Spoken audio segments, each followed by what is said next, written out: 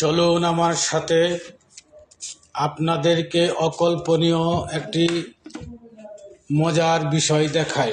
তার আগে দেখুন, ছেলেরা পা টলমলে পানির উপর গাছের ডালে বসে আছে, আলো বাতাস খাচ্ছে আর প্রাকৃতিক সিনারি দেখছে। চলুন, একটি ঘর যেটি আপনারা আগে কখনো দেখেননি, সেই ঘরটি আজ আপনাদেরকে দেখাবো।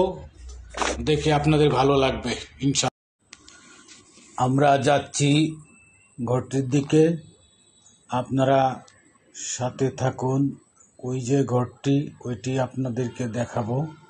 সম্পূর্ণ পানির উপরে ঘর। ঘর ভাসে, বাতাসে এদিক সেদিক নিয়ে যায়। দেখুন, নদীর দুধারে কেউ বড়শি দিয়ে মাছ ধরছে, কেউ জাল দিয়ে মাছ ধরছে, কেউ গাছের ডালে উঠে বসে আছে। কত সুন্দর গ্রামীণ দৃশ্য।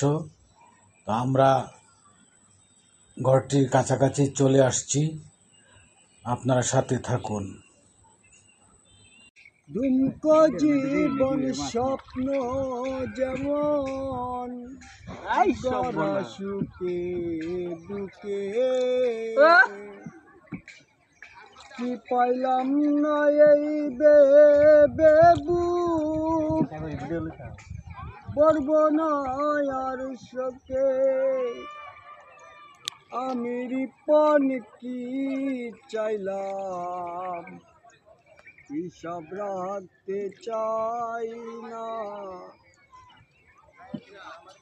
আসসালামু আলাইকুম। আসসালামু আলাইকুম। ওয়ালাইকুম সালাম। ভাই, এই ঘরটা আপনারা কেমনে বানাইলেন? ঘর তো বাড়িটা 4টা-8টা অ্যাঙ্গেল দেয়া, আচ্ছা, 8 ফুটি অ্যাঙ্গেল দেয়া, নিচে দাম নিচে সব দাম।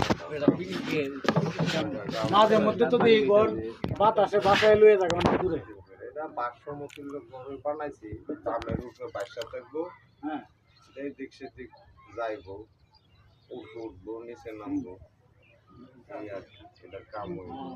পানির লগে লগে উপরে ওঠে না? হ্যাঁ, আচ্ছা, এটা কি এর লেগে বানাইছেন ঘরটা?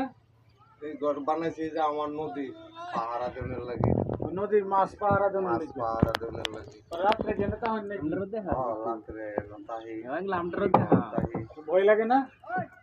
ভয় তো আছে, ভয় কিসের? ভয় নাই, ভয় থাকলে কি চলা যাবে? এবং আপনি এখানে কি উদ্দেশ্যে আছেন আমরা জানতে চাই।